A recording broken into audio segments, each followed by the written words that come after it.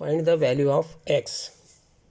Given triangle ABC, A 30, B 50 degree and C value x degree. The sum of angles in a triangle is 180 degree.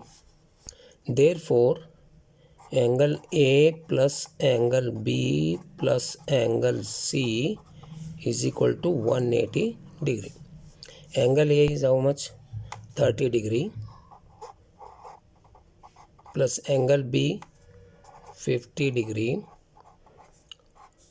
angle C x degree is equal to 180 degree.